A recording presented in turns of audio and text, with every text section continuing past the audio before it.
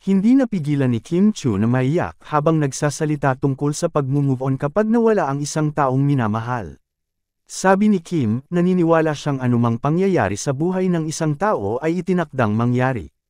Naglabas ng kanyang saloobin si Kim sa Especially for You segment ng It's Showtime ngayong Valentine's Day, February 14, 2024, Miyerkules. Ang searcher ay si Fe, isang babaeng pinagtaksilan noon ng asawa para sa ibang babae. Nagkahiwalay sila, pero nagkabalikan matapos ang 7 taon. Yumantig ang kwentong ito sa mga host, kabilang na si Kim. Sa puntong iyon, nagsalita si Vice Ganda tungkol sa hirap ng pag-move on kapag naiwan ng minamahal. Ang hirap, pinipilit mong mag-move on pero kahit saan ka magpunta, kahit anong gawin mo, nakikita at nararamdaman mo siya, sabi ni Vice. Sa puntong iyon ay nagsalita si Kim. Bakas ang bigat sa dibdib ni Kim habang nagsasalita kaya bigla na lamang siyang naiyak.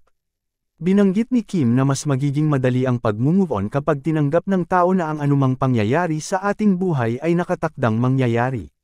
Sabi ni Kim, saka lahat ng nangyayari sa buhay natin, di naman yun by chance or by accident.